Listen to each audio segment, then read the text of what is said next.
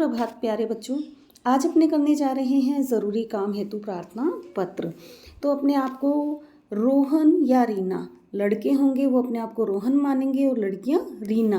आप कक्षा 9 के विद्यार्थी हैं, ठीक है। पहले प्रश्न को अच्छी तरह से पढ़ेंगे। ये सभी कक्षाओं के लिए है, केवल कक्षा 9 के लिए नहीं है। कक्षा 5वीं से लेके सभी कक्षाओं के बच्चे ये कर सकते हैं। आप अब यहाँ पर विद्यालय का नाम दिया होगा, राजकीय उच्च माध्यमिक विद्यालय इंदिरा कॉलोनी श्री गंगानगर, मान लीजिए ये नाम दिया हुआ है, ठीक है। आप अपने आप को उसका छात्र मानते हुए घर पर ज़रूरी काम होने पर अपने प्रधानाचार्य से 2 दिन के अवकाश हेतु प्रार्थना पत्र लिखिए। तो शुरू करते हैं अपने ज़रूरी काम हेतु प्रार्थना पत्र। सबसे पहले यहाँ लिखेंगे श्रीमान प्रधानाचार्य जी। राजकीय विद्यालय का नाम ऊपर दिया हुआ है, वैसा का वैसा ही लिखना है। मैंने बस इसे थोड़ा छोटा कर दिया है। राजकीय उच्च माध्यमिक विद्यालय, ठीक है। इंदिरा कॉलोनी कहाँ है स्कूल आपका और जगह कौन सी है? श्री गंगानगर। अब आप मान लीजिए अपने ही विद्यालय में लिखने जा रहे हैं अपने प्रधानाचार्य को, तो आप यहाँ पर अपने विद्यालय का नाम लिखेंगे, यहाँ पर भी अपनी जगह का नाम लिखेंगे और यहाँ पर भी जैसे मैं भी पढ़ा रही हूँ राजकीय उच्च माध्यमिक विद्यालय मालियों का बास फलोदी, ऐसे लिखेंगे, ठीक है। जिस विद्यालय में आप पढ़ रहे हैं उसी विद्यालय का आप यहाँ पर पता लिख देंगे। अब चलेंगे आगे,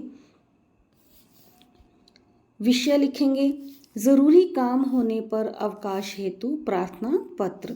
महोदय, उपर्युक्त विषयांतर्गत, ये अच्छी तरह से ये लाइन आपको अच्छी तरह से याद कर लेनी है कि ये तो लिखनी ही लिखनी है।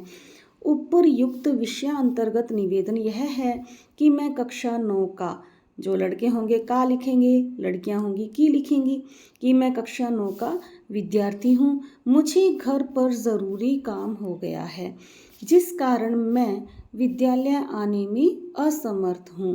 कृपया मुझे दिनांक, कौन सी दिनांक से और कौन सी दिनांक तक आपको अवकाश चाहिए तो वो यहाँ लिख देनी है, तक अवकाश प्रदान करने की कृपा करें। आगे, मैं आपका आभारी रहूँगा या रहूँगी। लड़के होंगे वो लिखेंगे रहूँगा और लड़कियाँ होंगी वो लिखेंगी रहूँगी। अब देखेंगे धन्यवाद, आपका आज्ञाकारी शिष्य, ये लिखेंगे बॉयज़, और आपकी आज्ञाकारिणी शिष्या, ये लिखेंगी गर्ल्स, ठीक है। उसके बाद आपका नाम, फिर उसके बाद क्लास, उसके बाद रोल नंबर और दिनांक लिख देनी है, ठीक है। यहाँ ये दिनांक आ जाएगी, ये लिख देनी है। अब ये हो गई आपकी ज़रूरी काम की अर्जी, प्रार्थना पत्र। अच्छी तरह से बिल्कुल एकदम सीधी लाइन में करना है। ये देखें, ये हटा देते हैं एक बार अपन, बिल्कुल सीधी स्ट्रेट लाइन में आपको करना है, कहीं भी उल्टा पुल्टा कुछ भी नहीं करना है, ठीक है।